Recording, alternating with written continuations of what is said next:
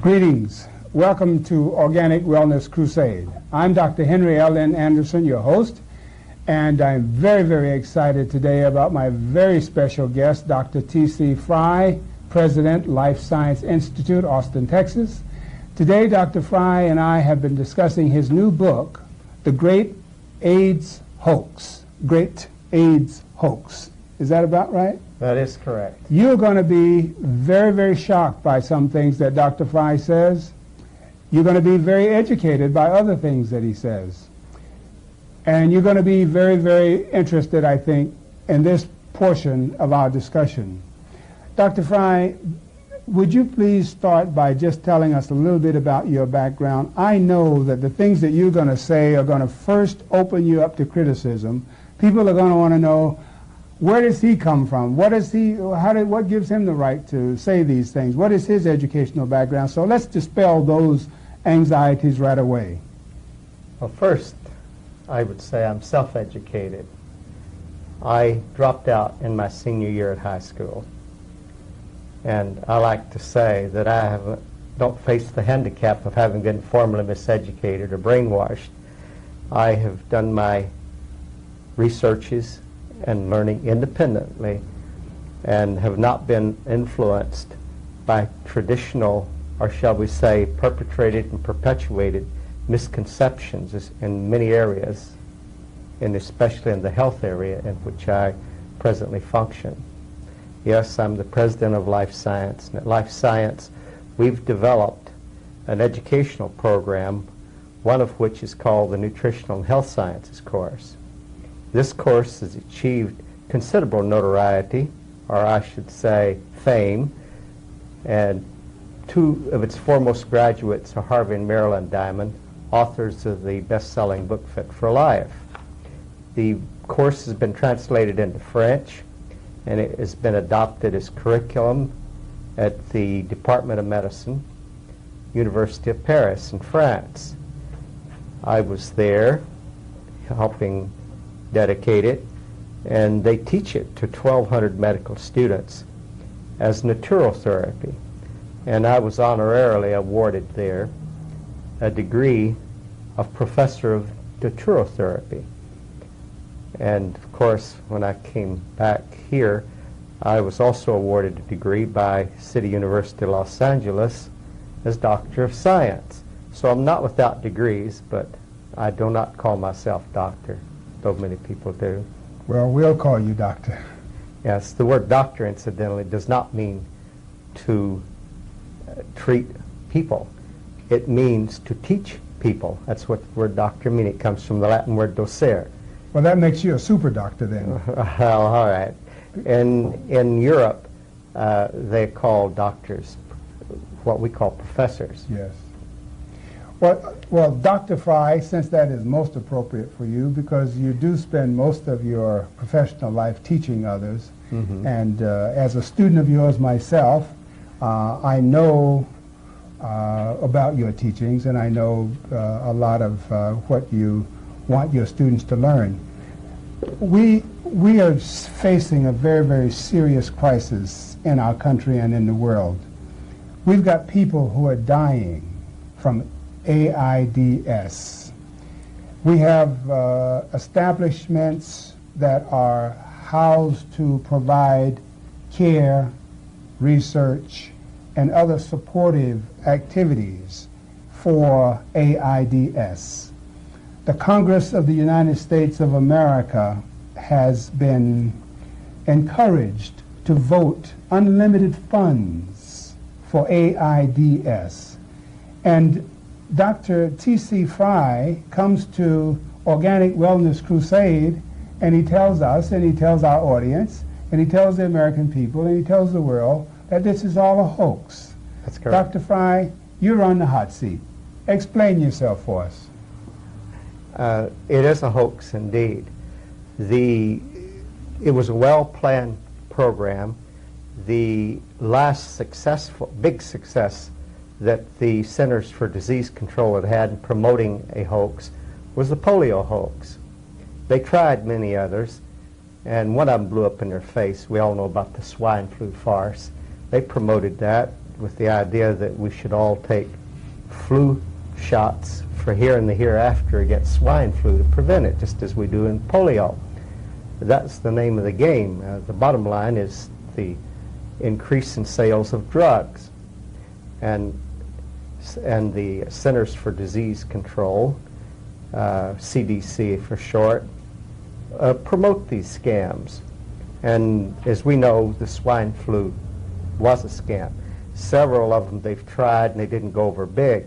For instance, Legionnaire's disease promotion never went over big at all. But then, back in 1978, they dismantled a disease called syphilis. Most people around have memories about syphilis, but you don't hear about it anymore. Right. Well, syphilis has 4 stages, presumably. The first stage was the development of papillae, or sores in the genital area, and the second stage is even more serious, where there are lymphadenitis, that is affections of the lymph glands. And the third stage was where there was diarrheas, fevers, vomiting, pneumocystic carini, that's a type of pneumonia, and many other symptoms. And the fourth stage is degenerative symptoms, wherein death may actually occur.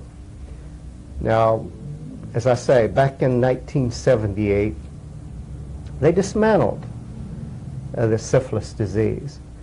And the first stage was reintroduced as herpes genitalis. After all, we all remember when a time when herpes genitalis wasn't around. Yes. It just sort of got sprung on us, and it had 23 million instant sufferers. Yes. And of course, prior to that, they suffered from syphilis. But then a second and third stages and fourth stages were introduced, and they had already been introduced prematurely before the Center for Disease Control took charge. It was called GRID, and it had one specific purpose: to destroy the burgeoning gay rights movement of the time. They were being quite successful, and it looked like they would get a legislative act equivalent of the Equal Rights Amendment women were trying for. And so a lot of powerful forces developed what they call gay-related immunodeficiency disease. Now, this is a disease that many gays get, only a small number when you consider there's so many millions of gays, but it's a disease they get if you're heavy on drugs, especially uppers and downers and quaaludes and many other things, poppers, which the gays were taking in great doses to get better, what we call higher highs. Yes. And of course, the gays were well known for their tendency to syphilis. But for that, they took a lot of antibiotics. And when this came on the scene, when AIDS was introduced, the Centers for Disease Control appeared to be baffled. Yet they seemed to know enough to call it AIDS in advance. It was a catchy acronym. And you have to know a lot about a disease before you can say it is acquired. But I went to a Merck manual. This is the Physician's Bible. It's published by the Merck Sharp Dome Company. Yes, I have one. And I went to the Dorland's Medical Dictionaries and Tabor's dictionaries. And I started looking up these terms, and lo and behold, the symptoms of the disease called AIDS has been in the Merck manual since 1952. And it had very definite listings of what the causes are. And among those causes are blood transfusions,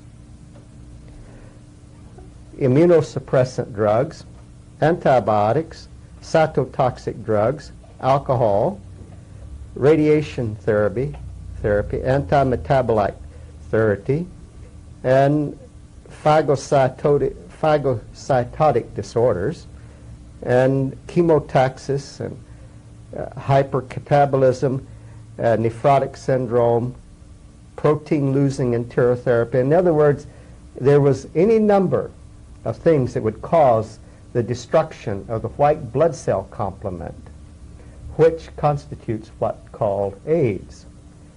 And what the Centers for Disease Control did was to take old diseases and gradually include them under the AIDS banner. Now, it was significant that the people who were dying of this were mostly gays. That is no longer true. But at the beginning it was, because the people who died were those who were suffering the symptoms of what was called AIDS. Actually, they were immunodeficiency diseases, which have been around for ages.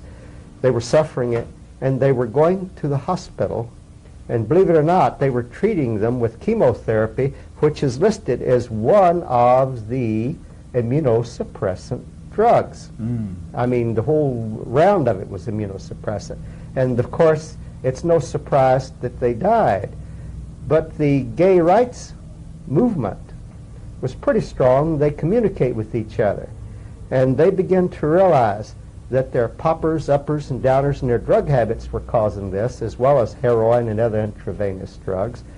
And they warned their members, and that is the homosexuals whom they served. And the homosexuals started getting off these drugs. Moreover, they found out that there's alternative ways of therapies that weren't deadly.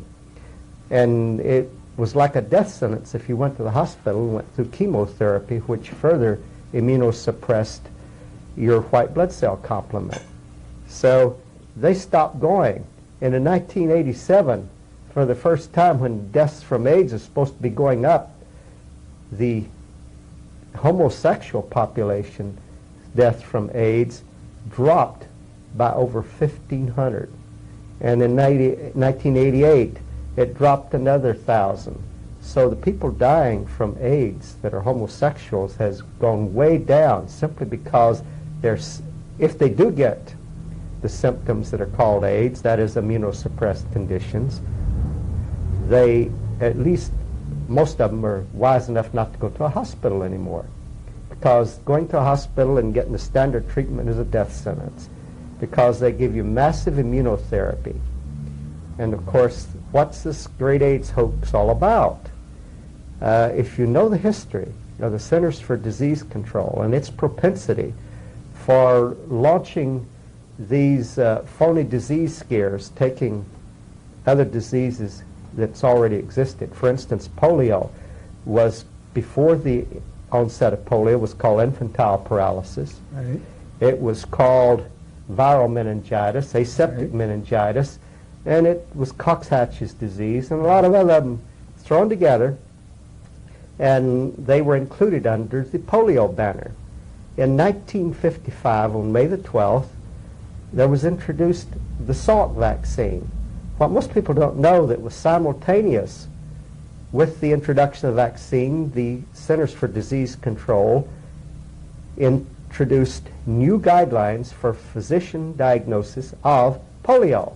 Henceforth, the symptoms of polio were only paralysis, and it had to be in evidence 60 days before they could call it polio. So that effectively wiped out polio, even if they hadn't had a vaccine, because when by the new guidelines, it was only a few hundred cases a year of polio instead of 50 or 60,000. And what they called polio before that, that is aseptic meningitis and the other diseases, were reverted to the old diagnoses. So they redefine and therefore eliminate and manipulate. That's correct. That's what Centers for Disease Control do. They brainwash us. They get us all together through the press.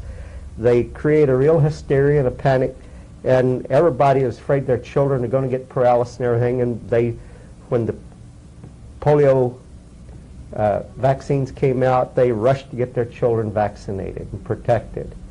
But something they don't tell you, that the rate of polio went up about 3 or 4 times after the introduction of the disease, but was diagnosed under the other symptoms, to which it reverted. And of course, the paralysis was more, but it's still only a few hundred cases a year.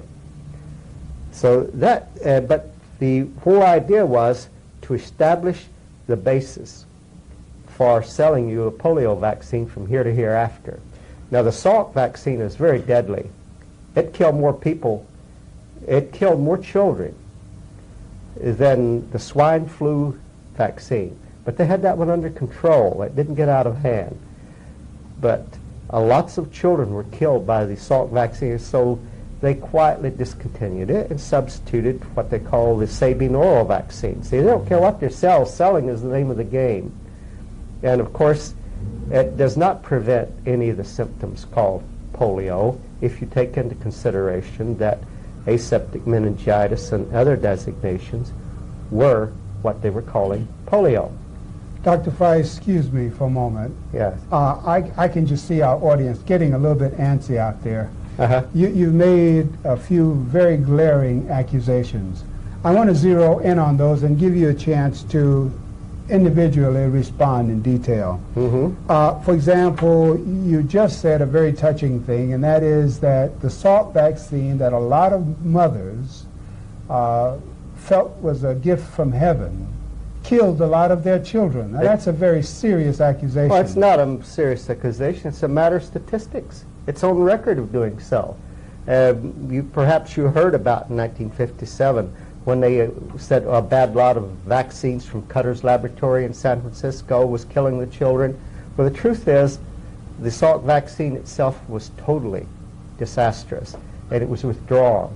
And the Salk vaccine, the Sabine vaccine, was substituted instead. This was in the polio, but we still take polio vaccine. That's the name of the game, the bottom line, so to speak. And of course, there's other fallout from this. Now, if you go to the AIDS hoax, the Centers for Disease Control, especially the sexually transmitted disease section, of which Dr. James Curran headed, was in much danger of being cut back under the Reagan administration.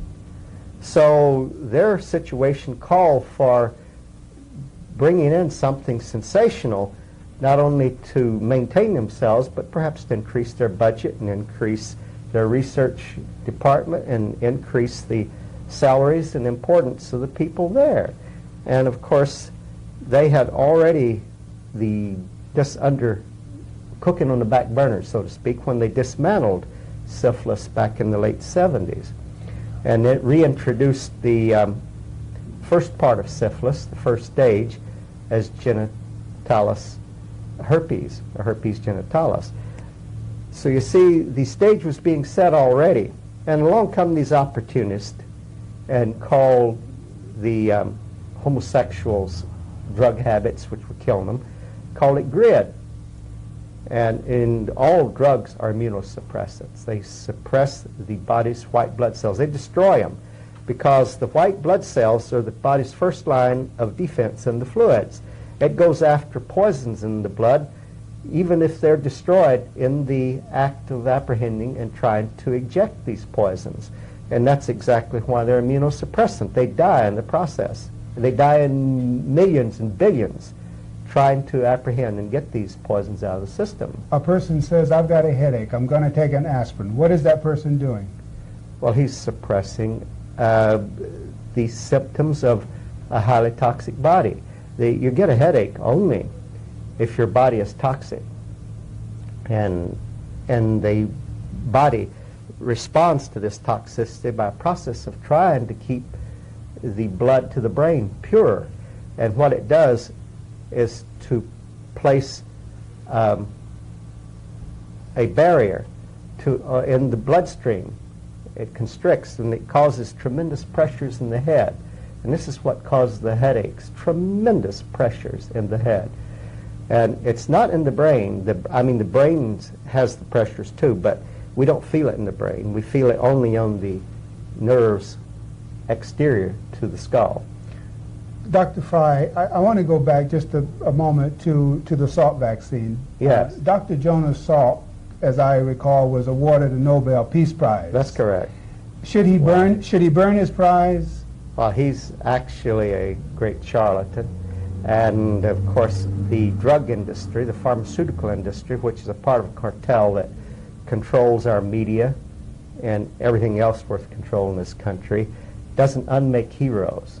He's still a hero in their books, but actually his vaccine was a disaster.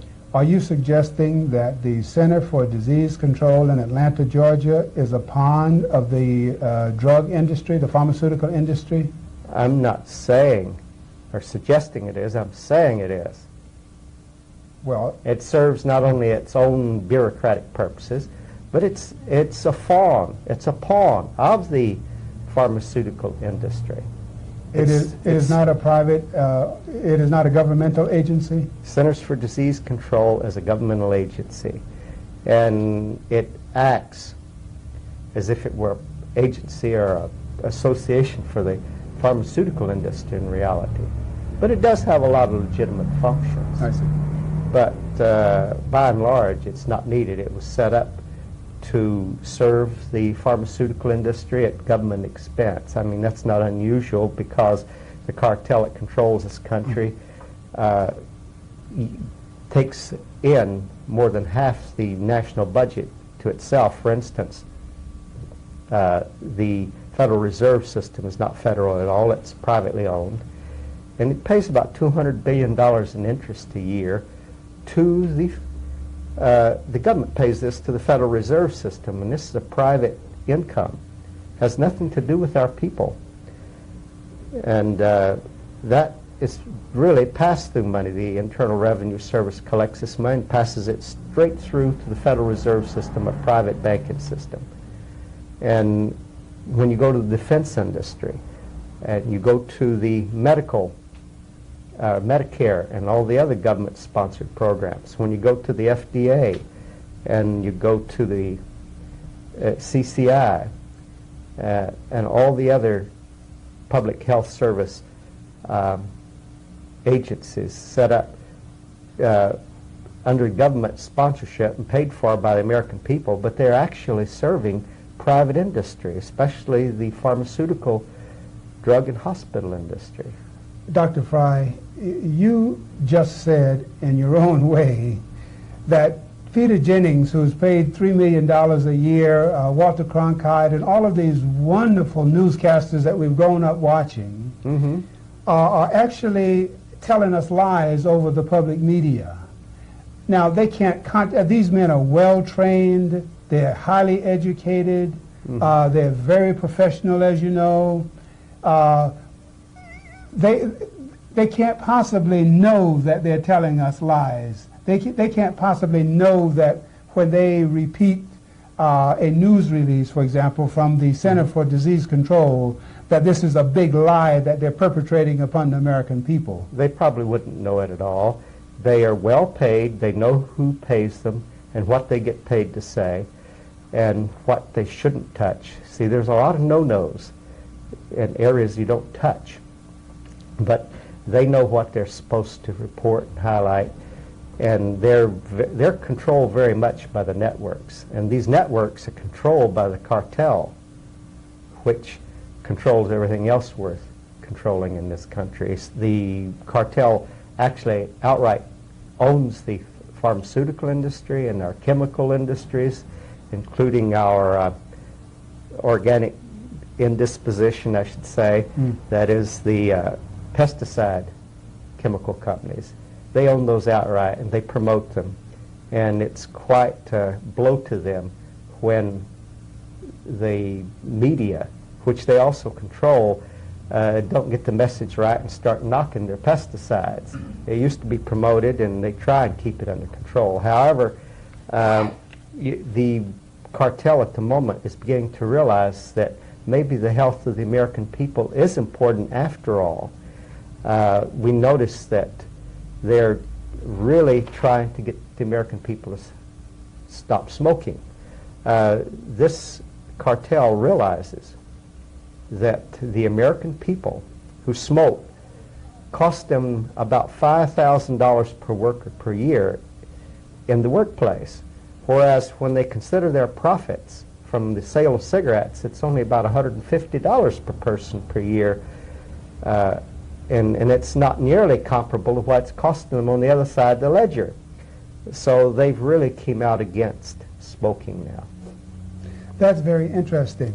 But now I want to look at the audience for a moment. Yes. Here we are, watching our 6 o'clock news programs. We're believing what we hear on the media. We know that people are dying of AIDS because almost all of us know someone who's died of AIDS. We see press releases coming out of the Center for Disease Control. We hear the same thing being said in all parts of the country. We hear our own medical professionals uttering the same things. And then we have Dr. T.C. Fry, who comes and says to us, Rock Hudson did not die of AIDS, that his name, the piano player, Oh, yes. Liberace, did not die of AIDS. And the man on the street is very, very confused. The woman in the beauty shop now doesn't know what to think. Dr. Fry, help the common, everyday American who is dependent upon information mainly from the electronic media and the newspaper media. Help the common person on the street understand what's going on here. Now I realize that we're not going to be able to finish all of this, and we're just going to continue. If you have the time, I want you to continue with me. First, let us understand that what is called AIDS is what Rock Hudson and Liberace did indeed die of. They call it AIDS, but before that it was called by the names. I mean, if I look at my list here, it was called A-gamma globin anemia in the case of children. It's called, it was called in the Merck manual, it was called CIDS, Combined Immunodeficiency Syndrome, and it was called IDS, Immunodeficiency Syndrome. It was called agranulocytosis, which means a shortage of granulocytes. These are basophils, xenophils, and other blood components, that is white blood cell components. It was called alymphocytosis, DiGeorge syndrome, and it was called granulocytopenia, Kaposi sarcoma, leukocytopenia, lymphocytopenia, neutropenia, pancytopenia, splenic deficiency syndrome, thymic lymphoplastia. In other words, these names are some of the names that were applied to conditions presently covered by the banner of AIDS. And the people don't read the Merck manual as a rule, but it's been on the scene for many years, and it came in 1952 into the Merck manual as immunodeficiency diseases. And when you go back and look at the old manuals and the current manuals, you'll find that they've done a switcheroo. I mean, it is very odd that in the 14th edition of the Merck manual on page 288, they talk about immunodeficiency diseases, and it gives all this information that I'm speaking about, the causes, so forth. When you come to the 15th edition, on page 288, it has AIDS. I see. Dr. Fry, it has been a pleasure discussing with you up to this point. Obviously, there's a lot more to be said, and we're not through. And I'm glad you have some more time to come back with us for some more discussion. When we come back with Dr. Fry, we want to discuss the virus theory and let Dr. Fry relate that to the current discussion on AIDS. We thank you for joining us, and we'll join you again. Dr. Fry, Thank you. It is just a pleasure to have you. We'll continue this discussion. Well, we will. When do we do it? We're going to do it after just a... And that Joe Russell, Well, just know that can you I had a look keep it around rolling, her wheat, stand by and do your busy, busy, fleece busy for whenever you're white ready. as snow. And everywhere that Mary went, well, Look at you each know other the and story. talk. And Yeah. there's Randy right there. All this has just been just been a great discussion. I'm looking forward to getting into the other aspect of it. Greetings. I'm Dr. Henry Allen Anderson, your host of Organic Wellness Crusade.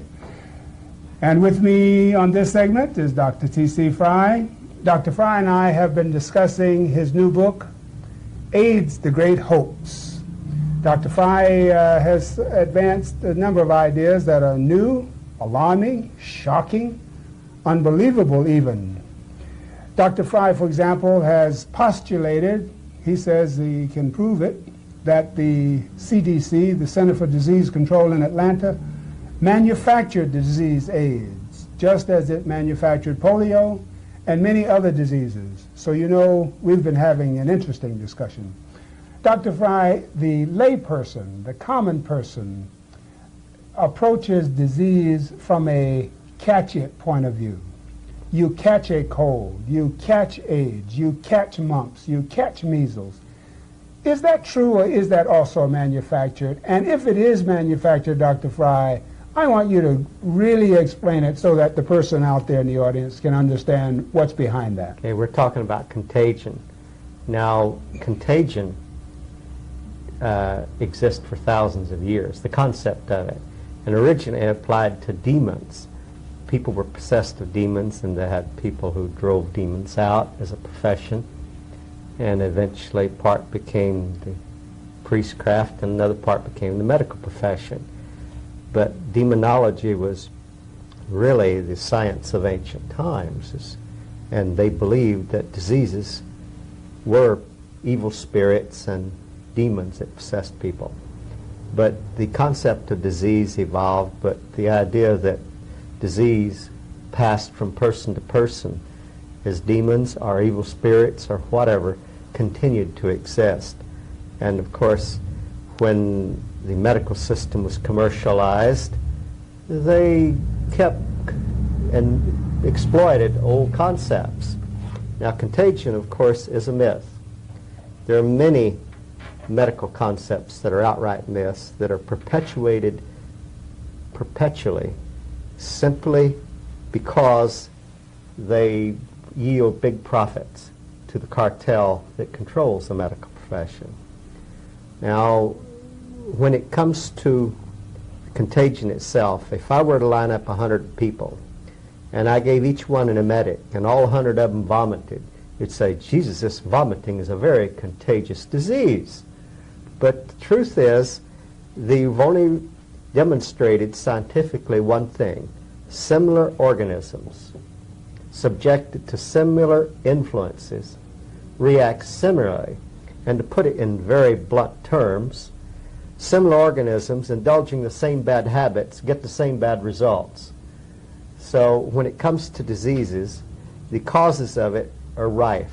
They're what is contagious. We're likely to pick up other people's bad habits and practice them. In this country, disease is rampant. It's the most diseased country in the world. And of course, we have more bad habits than any other country in the world. And most people are sick in some way or other. Over 50% of our peoples have a chronic disease. I have a mother out here in the audience, excuse me, who says, I just moved to a new community, and my 6-year-old has been kept out of school 6 weeks because I have not been able to get to have her measles shot, and they won't let her in school. And you telling me that all I'm doing is taking my child to what? Well, the child will not get the measles for that reason, for lack of a shot. The truth is that shots tend to devitalize a person such that any such vital action as measles, which is only a body eliminative activity, will not occur. However, measles is not the problem. They want to give you what they call DPT, and a whole series of shots, and they're compulsory, not really compulsory. If you don't have to keep your child out of school in the state of California.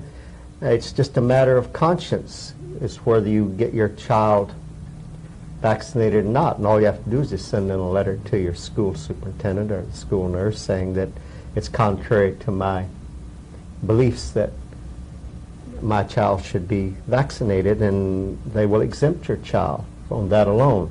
In other states, they're not so fortunate. Move to the larger issue for me for a moment, Dr. Fry. What is it then that causes the measles? How does the child catch the measles, or the mumps, or the whooping cough? Measles is a simple disease whereby the body eliminates toxic materials through the skin. And all diseases are body efforts. They're initiated and conducted by the body to eliminate poisons that have become extraordinary to its ability to eliminate normally through the kidneys, the skin, the bowels, and the lungs. No parent would willingly feed his or her child. I mean, no caring parent would willingly feed his or her child poisons. That's right. What are these poisons? How are they getting into our children? When it comes to poisoning, the first commandment of eating is thou shalt not poison thyself. But unfortunately, when Americans eat, they're eating a plethora of poisons every day. It is estimated that the average American poisons themselves between 10 and 60 times a day. We know every time you smoke a cigarette, you're poisoning yourself. Every time you take a cup of coffee, you know you're poisoning yourself. When you take alcohol, you know you're poisoning yourself. It's a very bad poison. Well, is tea any different from coffee? Well, tea is really the same as coffee. They have just different names for the same substance, which is a type of caffeine. But there are many other things with which we poison ourselves. I mean, soft drinks are rife with poisons like phosphoric acid and caffeine. And of course, in the case of Coca-Cola formulas, they have the coca leaves from which a derivative is made, and it's quite toxic. It gives you a big kick. I mean, we eat and everything for the kicks we can get out of it rather than for nourishment. And soft drinks are a disaster, just like alcohol and alcoholic beverages. I've read that Coca-Cola, the secret ingredient in Coca-Cola as far back as 1906 was actually cocaine. That's correct. It comes from the same leaf that cocaine is derived. So if we bring this full cycle now to 1989, we have people who are dying of AIDS. We have very responsible people who know that their good friends have caught AIDS.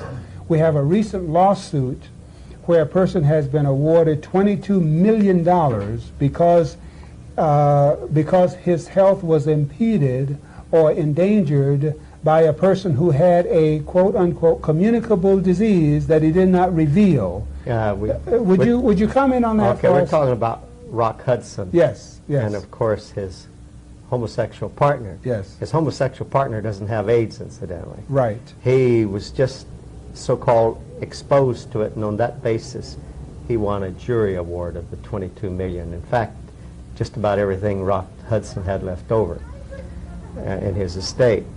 But the truth is that diseases aren't communicated. I repeat, diseases result from deficiencies or from toxic materials. When you have a deficiency, your body becomes poisoned anyway.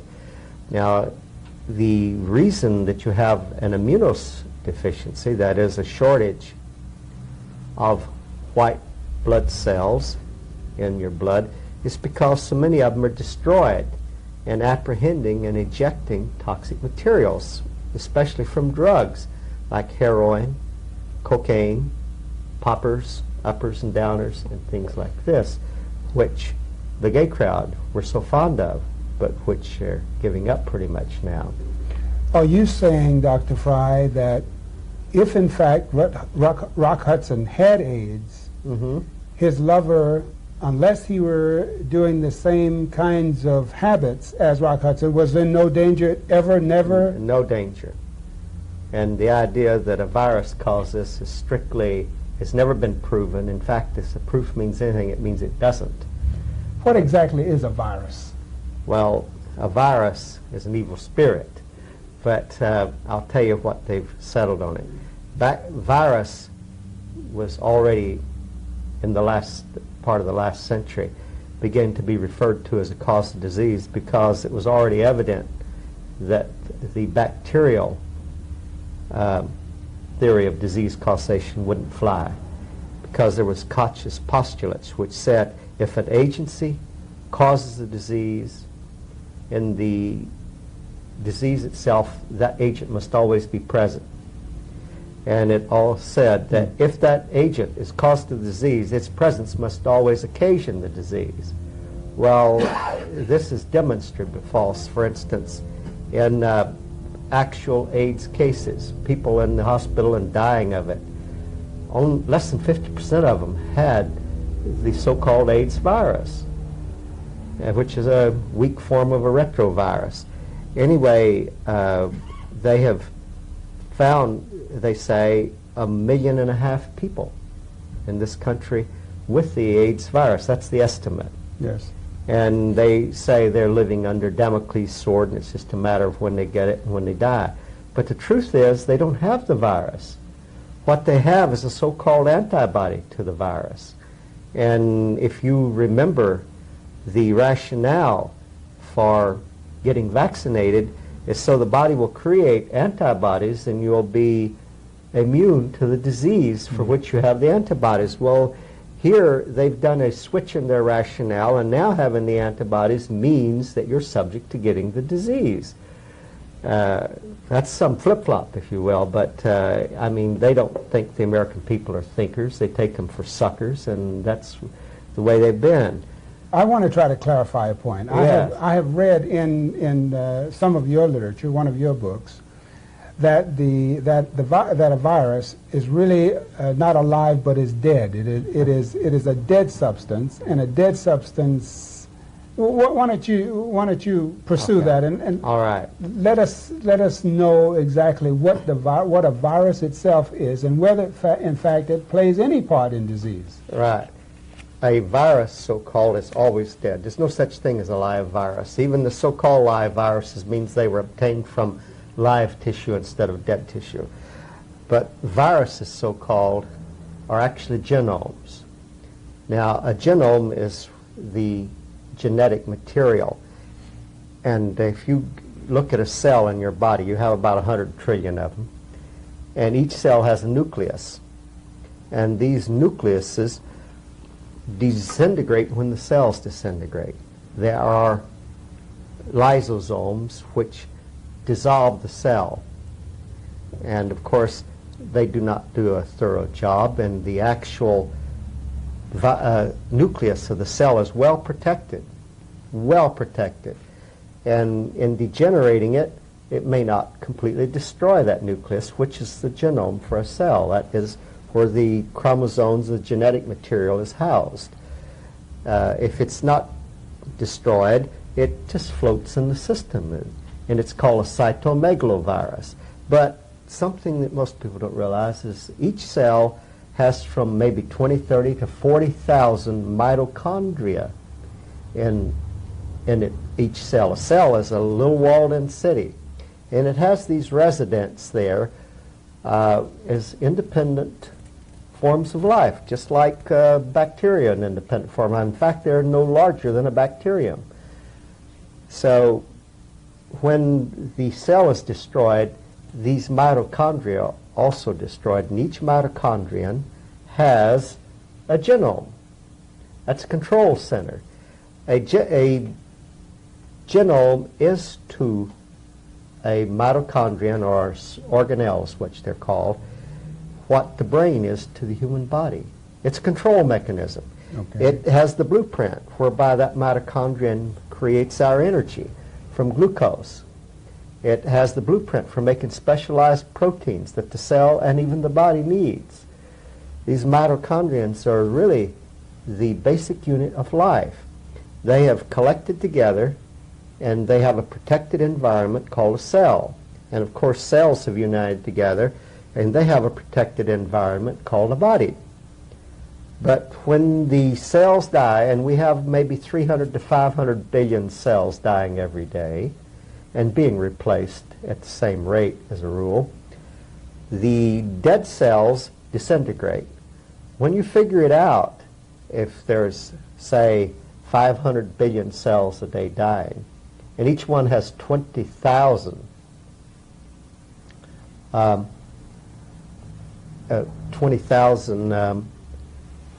shall we say, mitochondria dying. Well, you have several quadrillion, maybe a quintillion of genomes that are involved. And if those that survive or don't get completely destroyed, they're dead, yes, but they just float around in the system. Now, there are processes called pinocytosis and phagocytosis, whereby cells recycle the body's own waste.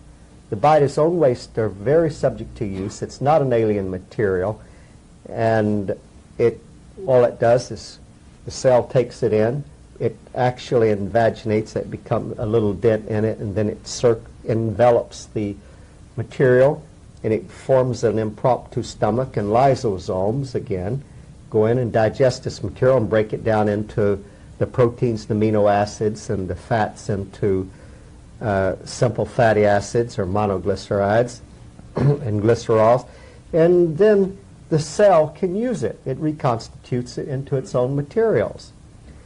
So what they're calling the genome is that material which floats around that came out of mitochondria, but they're calling them viruses. After all, the system is based on drugs, and it needs scapegoats in order to justify the system. They're sending the drugs in to destroy these so-called things. Never mind that the drugs destroy the human being more than they destroy anything else, and dead material don't have to be destroyed, it's already dead. When you say the system now, are you talking about the body mechanism or about people? When I'm talking about the system, I'm really talking about the medical system. Okay, all right. The cartel, which controls okay. it, right. All right. They need scapegoats.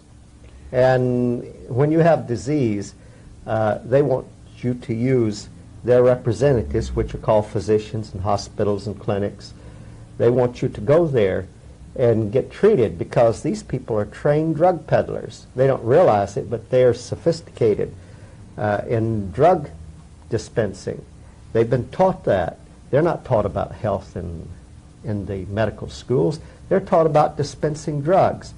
The pharmaceutical houses, they need drug peddlers. And what they do is elevate trained medical men and women to a high station. They give them semi-divinity, and whatever they say goes, because they know that the medical profession will dispense their drugs that way. Now, you know about medical societies. If someone wants to go and get people healthy and not dispense drugs, they get kicked out, and they lose their license, because the system is set up to serve the drug industry and not to serve the people. I've had several MDs take our course, and I've had one in Idaho who started fasting people, giving them raw diets and more fruits, and for not dispensing drugs, he was kicked out of the society. Well, he kept on practicing, and they hauled him in for violating the Medical Practices Act. And the judge told him if he so much as prescribed a glass of water to anyone hereafter, he would be hauled into jail. So he can't even prescribe a glass of water for a dying man. But now, Dr. Fry, that is a very serious charge. Well, it's serious if you're into the racket and don't want to be shown up. But if for people who are out there listening to this who have no vested interest in medicine or pharmaceutical interest, hey, this should be very serious. It should be the best news they've had. But how can you say to the person who wakes up every morning and cannot live without an aspirin, or the person whose closet is full of medications given by the family doctor, and the family doctor who's trusted himself, who writes the prescription, how can you convince my public out there that all of these people are in some sort of undeclared conspiracy to do them harm? Oh, gosh, I'm surprised that our ancestors in nature ever made it at all. I'm surprised that people in tribes in Africa get along at all because, hey, they don't have any physicians, drugs, or anything. They live as foragers and hunters. Well, you know, it did occur to me that there are no veterinarians out in the plains, are there? That's correct, and the animals get along just fine, don't they? Healthy, never diseased and sick. And of course, when man takes over and dictates the diet of the animal, he gets sick, and they take him to a vet, and he makes him sicker. That's a lot of food for thought. But I want to go back. Now I want to go back to a couple of famous people. Rock Hudson Yes, and Liberace. yes. Based on statements that you've made, it would appear that both Rock Hudson and Liberace were users or abusers of drugs. Yes, they could have been that. But remember, they What- were very rich, Yes. and they availed themselves of a lot of medical treatments. And the medical treatments in themselves are immunosuppressive and deadly. Explain that a little bit. Now, you say medical treatments. If it's not drugs, then what else might it be that Medical could treatments. depress the immune system? Medical treatments do rely on heavy use of drugs. In fact, almost no medical treatment doesn't involve drugs. Now, you all remember Christian Bernard Yes. and the people he treated in South Africa and heart transplants. Well, those people died of AIDS, and they described their life after heart transplant as living hell, because what he did was to give them immunosuppressive drugs so that they would not reject the heart. Well, these immunosuppressive drugs actually destroy white blood cells, which would destroy alien organisms in the body, and they recognize someone else's heart as an alien protein, an alien organism, it will destroy it. So they give drugs to inhibit that destruction, and of course that is the key for making heart transplants, is to keep it from being rejected, because if rejected you'll die. But you just said that they died of But AIDS. they died of AIDS instead, right, because they were pumped full of immunosuppressive drugs. But isn't that inconsistent though with your thesis? No, it's not consistent. Look, AIDS is only an acronym that applies to diseases that have been around and have actually been in the medical literature I for see. over 400 years. I see. So you're using the term as it is commonly used, not as a description of what. That's correct. I see. In using the term AIDS, we understand that to mean an immunodeficiency syndrome. Incidentally, I told you a while ago that immunodeficiency syndrome is in the Merck manual and has been for about 45 years or so. But there's also acquired immunodeficiency disease in there. And this merely meant that you got it after birth. If you were born with it, and that's agammaglobulinemia, it is called congenital. Okay. And congenital immunodeficiency, and if you got it after, it's called acquired. That's what the way. It didn't mean it was contagious, but the Centers for Disease Control present the context as if it were, because without contagion, the medical system is dead. That concept is central to it, as are some of the other concepts like infection and things of this nature. Now, Dr. Fry, I know that you're not a psychologist or psychiatrist and you don't practice psychology. No. But I got to ask you this question, because there are a lot of people out there watching this program right now who actually believe that a friend of theirs has AIDS, or in fact that they themselves have AIDS. Now, when a person believes that he has a disease, I want you to comment on that. What is the real situation with that person? Well, sometimes the depressing effect of a belief can cause what's called psychosomatic disease, but it really doesn't have all that much physical effect that you imagine. It's just that the body fakes it. And the real condition of the body, the physicians will never discover anything. It's all in your mind, and it's literally true in the case of psychosomatic disease. However, when it comes to diseases, and you actually get AIDS and things, it's not something that happened in your mind. It's something that happened inside your body that actually caused it. But And could it- usually it's a drug, and Yeah. it can be a recreational drug. Any drug causes the white blood cells to act like a suicide squadron and going into the body, apprehending the material and getting it out. And it can destroy the white blood cells themselves. And if it's very, very virulent, that is poisonous, like heroin and things of this nature, it can destroy your white blood cell complement very speedily. I mean, it's well known that heroin, people often die, they call it overdose, because it continually increases. But what it does is just increasingly destroy their white blood cell complement, such that they're unprotected and they get into what they call these opportunistic diseases, because the body must extraordinarily eliminate this garbage, which the white blood cells didn't do because they were destroyed. You have said, and correct me if I have heard you incorrectly, you have said that all drugs work to destroy the body's immune system. That's correct. You have said that drugs are a lot broader in their actuality than the street drugs, though the heroin, the cocaine, the things that people normally think of as drugs. I want you to imagine an ordinary dinner table or an ordinary kitchen in an American household.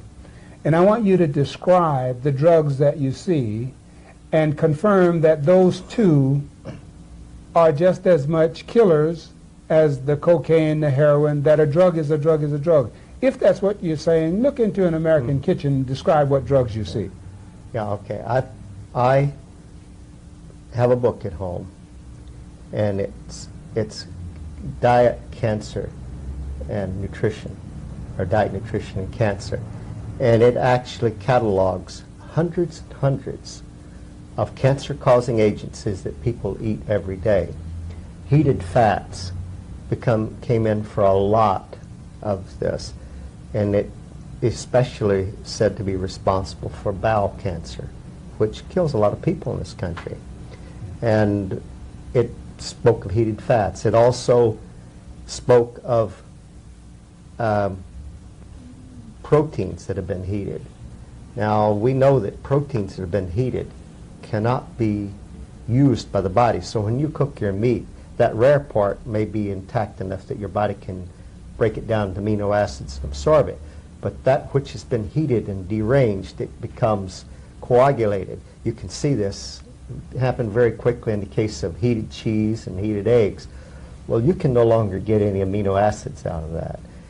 The bacteria will break this down as organic materials, and the byproducts of bacterial putrefaction, that's what happens to proteins, is such things as ammonias, mercaptans, scatols, indols, phenols, ptomaines, leucomaines, and a raft of other poisons, which, if the body absorbs them, intoxicate you. And the average American is a very intoxicated person. You may not agree with me, but all I have to do is put you on a fast, and within 24 hours your tongue will coat up so much you'd think a snowstorm hit it. This is merely a symptom of body detoxification, and you can't detoxify unless you have toxins in the system. The average American, as I say, goes from 10 to 60 poisoning acts a day, and on their tables there's cooked foods.